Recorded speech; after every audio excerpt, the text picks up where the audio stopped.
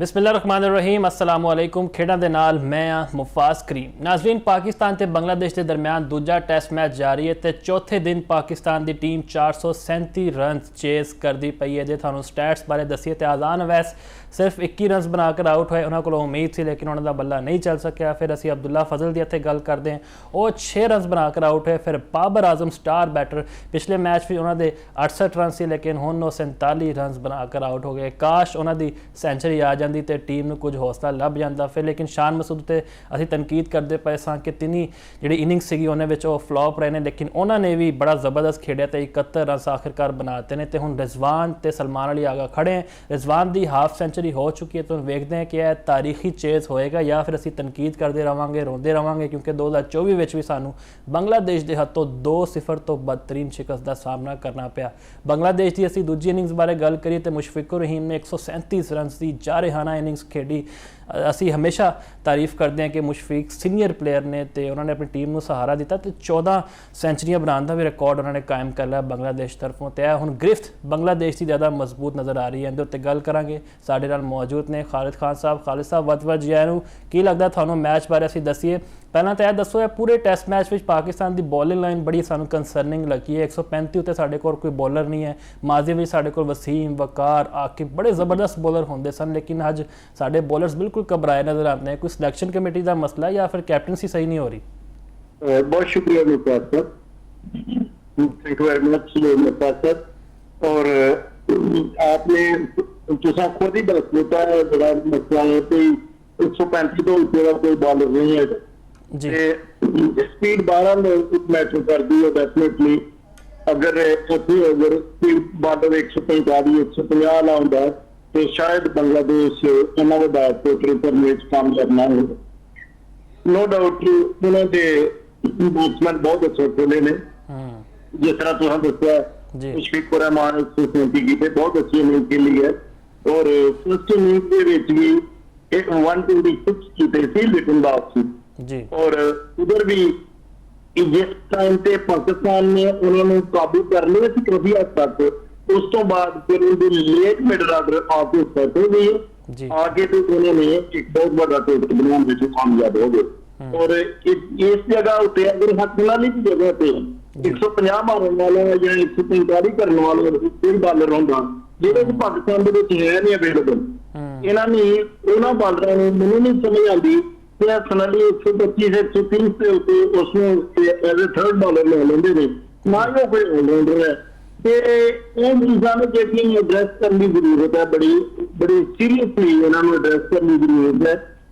Definitely PCB के technically लोग बड़े अच्छे तरीके से समझते हैं सारी गलों, लेकिन बदकिस्मती के लिए। और दूसरा एक बड़ा फैक्टर जो राइट आर्म लेग स्पिनर भी कोई नहीं है जी। बॉलर होंगे right arm leg spinner bowler इन्होंने बहुत अच्छे ब्रारिस हैं, बहुत अच्छा बॉलर है, वो भी टीम में नहीं है। ਜ਼ਾਹਿਰ ਹੈ ਕਿ ਜਦੋਂ ਦਾ ਟਿਕ ਹੋ ਜਾਂਦਾ ਤੇ ਟੀਮ ਅੰਡਰ ਪ੍ਰੈਸ਼ਰ ਹੋ ਜਾਂਦੀ ਹੈ। ਔਰ ਸਾਡੇ ਬੈਟਸਮੈਨ ਵੀ ਤੇ ਠੀਕ ਹੈ 50 ਕਰ ਲਈ, ਬਹੁਤ ਅੱਛੀ ਗੱਲ ਹੈ। ਬਾਬਰ ਨੇ 68 ਕੀਤੇ ਨੇ, 47 ਕੀਤੇ ਨੇ, शान मसूद ने 70 ਕੀਤੇ ਨੇ, बड़ी अच्छी गल है।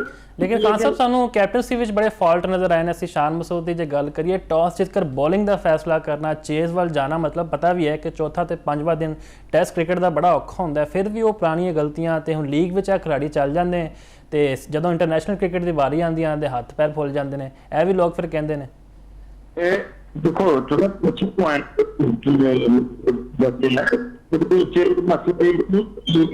नहीं लेकिन उस तो बाद अपनी टेंपो असी बरकरार नहीं रखते। ठीक है जी। लेट मिडल ऑर्डर में स्कोर की बॉलर ने विकेट के उत्ते राशन ग्रीन उसके अपना कम करके 5-6 प्लेयर उन्होंने जल्दी आउट हो गए। और उसके बाद जो जगह उत्ते 150 वाला बॉलर चाहिए जी। और उस तो बाद सैकंड इनिंग चाहिए जिसकी वजह से पाकिस्तान ने मेरे ख्याल दो चीज़ों बचा के उन्होंने मार कर दी। ਖਾਨ ਸਾਹਿਬ ਅਸੀਂ ਸ਼ਾਹੀਨ ਸ਼ਾਹ ਅਫਰੀਦੀ ਦਾ ਜ਼ਿਕਰ ਕਰੀਏ, ਤੁਹਾਨੂੰ ਪਤਾ ਡ੍ਰੌਪ ਕੀਤਾ ਗਿਆ ਤੇ ODI ਦੇ ਕਪਤਾਨ ਵੀ ਨੇ। ਅੱਗੇ ਹੁਣ ਸੀਰੀਜ਼ ਆਣੀ ਆਸਟ੍ਰੇਲੀਆ ਦੇ ਖਿਲਾਫ 30 ਮਈ ਤੋਂ, ਤੇ ਉਹ ਬੜੇ ਆਫ ਕਲਰ ਨਜ਼ਰ ਆ ਰਹੇ ਨੇ। ਉਹਨਾਂ ਕੋਲੋਂ ਬੋਲਿੰਗ ਵੀ ਨਹੀਂ ਹੋ ਰਹੀ, ਜਿਵੇਂ ਮੈਂ ਜ਼ਿਕਰ ਕਰਦਾ ਪਿਆ 135 ਦੇ ਉੱਤੇ, ਮਤਲਬ ਨया ਬਾਲ ਦੂਰ ਦੀ ਗੱਲ, ਹੁਣ ਡੈਥ ਓਵਰ ਵੀ ਨਹੀਂ ਹੁੰਦਾ। ਇਹ ਕਿੰਨਾ ਕੰਸਰਨਿੰਗ ਹੈ ਪਾਕਿਸਤਾਨ ਵਾਸਤੇ। ਦੂਜੇ ਹੈਂਡ ਅਸੀਂ ਵੇਖੀਏ ਅਲੀ ਰਜ਼ਾ ਬੜਾ ਅੱਛਾ ਪਰਫਾਰਮ ਕਰਕੇ ਥੱਕ ਗਿਆ ਪਿਸ਼ਾਵਰ ਜ਼ਲਮੀ ਤਰਫੋਂ, ਉਹਨੂੰ ਵੀ ਮੌਕਾ ਨਹੀਂ ਦਿੱਤਾ ਗਿਆ। ਹੋਰ ਵੀ ਬੜੇ ਐਵੇਂ ਦੇ ਖਿਡਾਰੀ ਨੇ ਜਿਹੜੇ ਹੁਣ ਬਾਹਰ ਬੈਠੇ ਨੇ, ਡੋਮੈਸਟਿਕ ਖੇਡ ਕੇ ਥੱਕ ਗਏ ਨੇ। ਮੇਰਾ ਸ਼ਾਇਦ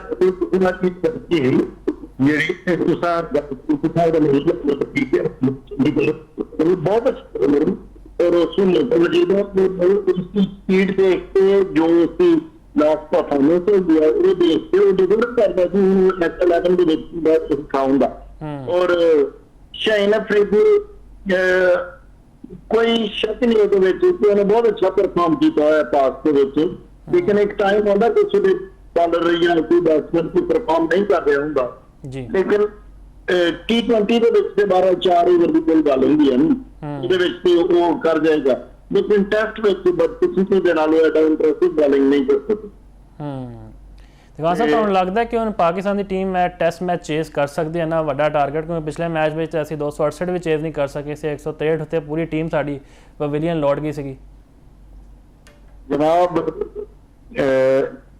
ਦੇ ਵਿੱਚ ਕੋਈ ਟੀਮ ਨਹੀਂ ਕਰ ਸਕਦੇ जिस तरीके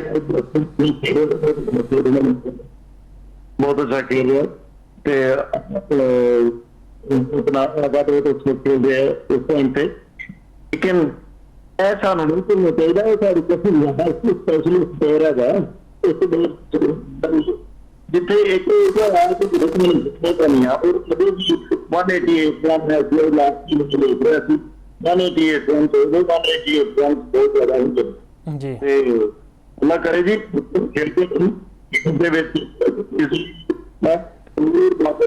इंडिया दे एक याद होगा सानू दुबई दे विच भी मतलब ਅਸੀਂ और 152 चेस कर ਲਈ ਸੀ ਜਦੋਂ ਉਟਾ ਨਹੀਂ ਲਾਓ ਤੇ ਇਸ ਤਰ੍ਹਾਂ ਵੀ ਹੋ ਸਕਦਾ ਮੁਸ਼ਕਿਲ ਵੀ ਹੋ ਜਾਂਦੇ ਨੇ ਕ੍ਰਿਕਟ ਦੇ ਵਿੱਚ। ਔਰ ਲੇਕਿਨ ਇੱਕ ਬਾਲ ਦੀ ਗੇਮ ਹੁੰਦੀ ਹੈ ਕੁੱਲ बिल्कुल जी, जे कोई विकेट डेगी तो हो सकता है कि पाकिस्तान की टीम कोलैप्स कर जाए, लेकिन उम्मीद है कि दोनों नौजवान खड़े रहें तो सानू भी कोई उम्मीद है कि असी चेस करेंगे, क्योंकि असी तो हुण हार के थक गए हैं। साडा दिल भी चाहता है कि असी जीतीए, खास तौर पर बांग्लादेश वर्गी टीम को। बहुत बहुत शुक्रिया खान साहब थोड़े वक्त का। इत्थे फिलहाल एक ब्रेक लेंदे, ब्रेक तो बाद वापस हाजिर होंदे।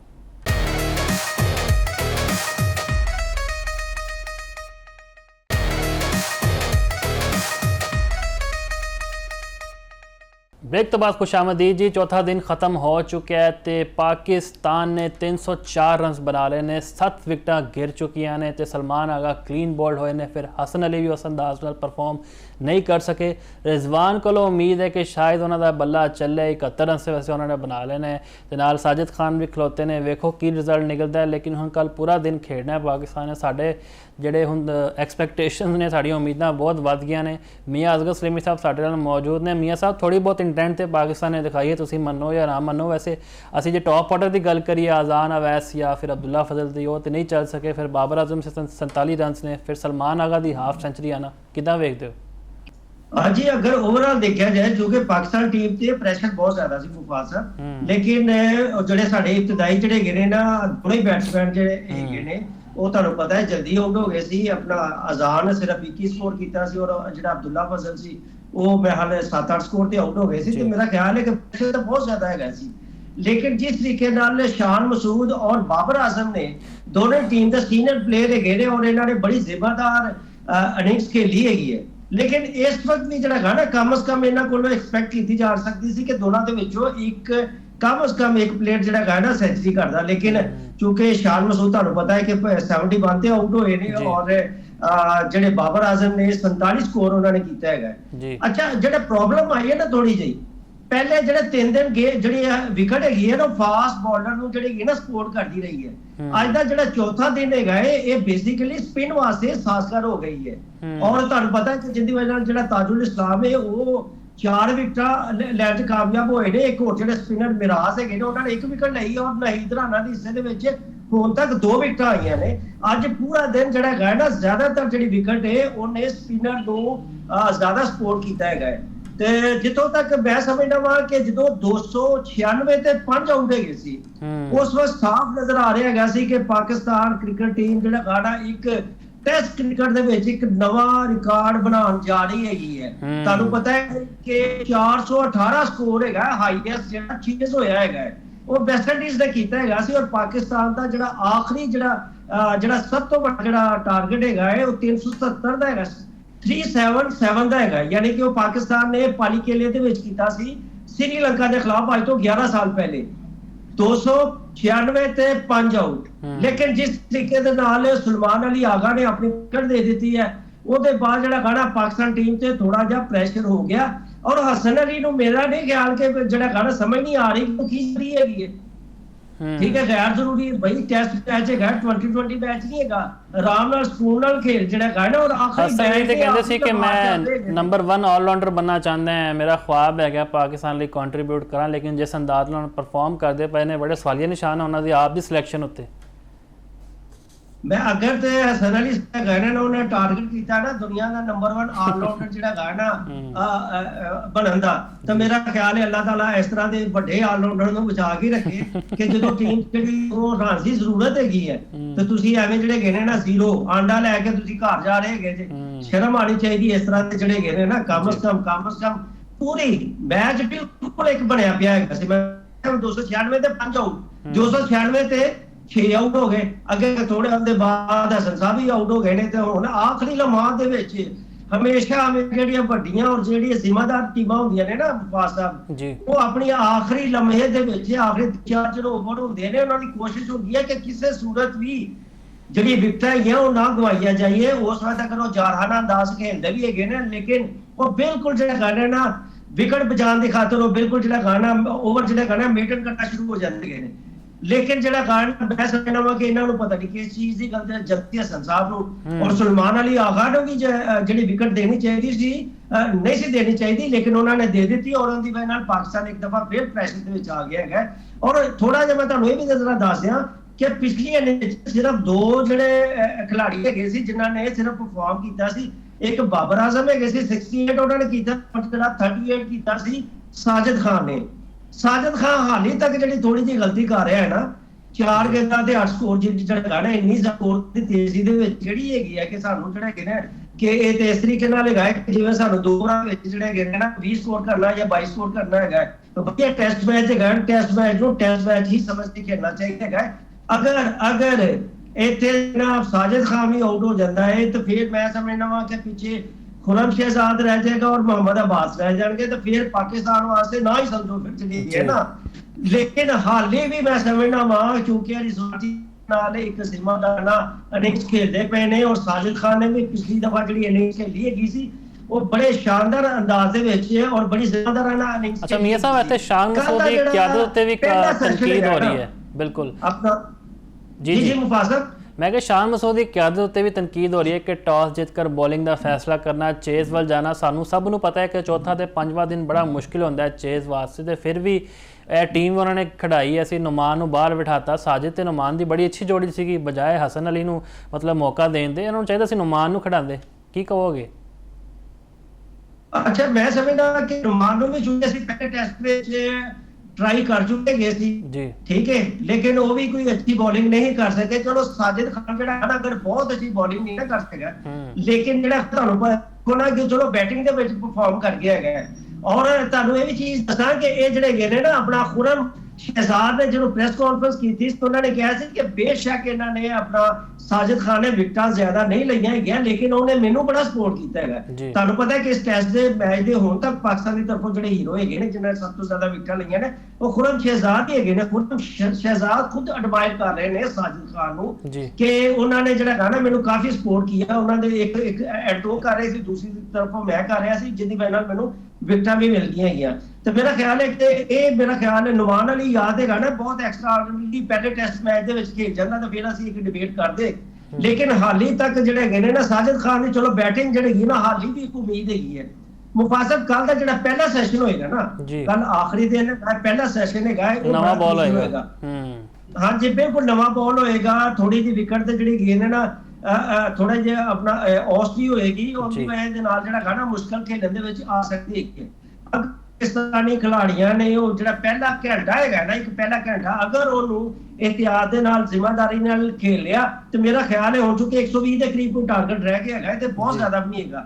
ਅਗਰ ਪਾਕਿਸਤਾਨ 1 ਘੰਟਾ ਖੇਲ ਗਿਆ ਤੇ ਮੇਰਾ ਖਿਆਲ ਹੈ ਕਿ ਪਾਕਿਸਤਾਨ ਇਹ ਮੈਚ ਜਿੱਤ ਵੀ ਸਕਦਾ ਹੈਗਾ, ਕਿਉਂਕਿ ਇਸ ਵਾਰ ਜਿਹੜਾ ਉਮੀਦਾਂ ਦਾ ਮਹਿਫਲ ਹੈਗੇ ਨੇ ਨਾ ਉਹ ਆਪਣਾ ਰਿਜ਼ਵਾਨ ਹੀ ਹੈਗੇ ਨੇ। ਔਰ ਚੂੰਕਿ ਮੁਹੰਮਦ ਰਿਜ਼ਵਾਨ ਤੁਹਾਨੂੰ ਪਤਾ ਹੈ ਕਿ ਅੱਜਕੱਲ ਬਹੁਤ ਹੀ ਜ਼ਿਆਦਾ ਤਨਕੀਦ ਦਾ ਸ਼ਿਕਾਰ ਹੈਗੇ ਨੇ, ਈਵਨ ਕਿ ਬਹੁਤ ਜ਼ਿਆਦਾ ਖਬਰਾਂ ਇਹ ਵੀ ਆ ਰਹੀਆਂ ਨੇ ਕਿ ਸ਼ਾਇਦ ਉਹ ਰਿਟਾਇਰਮੈਂਟ ਲੈਣ ਵਾਲੇ ਹੈਗੇ ਨੇ, ਕੋਈ ਕੁਝ ਕਹਿ ਰਿਹਾ, ਕੋਈ ਕੁਝ ਕਹਿ ਰਿਹਾ ਹੈਗਾ। ਮੈਂ ਸਮਝਦਾ ਹਾਂ ਕਿ ਅਗਰ ਮੁਹੰਮਦ ਰਿਜ਼ਵਾਨ ਇਹ ਪਾਕਿਸਤਾਨ ਨੂੰ ਮੈਚ ਜਿਤਵਾ ਦਿੰਦੇ ਹੈਗੇ ਨੇ, ਕੌਮ ਦੀ ਨਜ਼ਰ ਦੇ ਵਿੱਚ ਔਰ ਇੰਟਰਨੈਸ਼ਨਲ ਦੀ ਨਜ਼ਰ ਦੇ ਵਿੱਚ ਉਹਨਾਂ ਦੀ ਨਜ਼ਰ ਇੱਕ ਹੀਰੋ ਬਣਨ ਦਾ ਸੁਨਹਿਰੀ ਮੌਕਾ ਹੈਗਾ ਕਿ ਅਗਰ ਇਹਨਾਂ ਨੇ ਇਹ ਵੀ ਮੌਕਾ ਗਵਾ ਦਿੱਤਾ, ਹਾਲਾਂਕਿ ਉਹਨਾਂ ਦੀ ਪਰਫਾਰਮੈਂਸ ਬਹੁਤ ਅੱਛੀ ਹੈ, ਲੇਕਿਨ ਹਮੇਸ਼ਾ ਲੋਕ ਔਰ ਕ੍ਰਿਕਟ ਫੈਨ ਸਿਰਫ ਔਰ ਸਿਰਫ ਉਹਨਾਂ ਨੂੰ ਯਾਦ ਰੱਖ ਰਹੇ ਨੇ ਜਿਨ੍ਹਾਂ ਕੋਲ ਕਾਰਨਾਮੇ ਹੁੰਦੇ ਨੇ।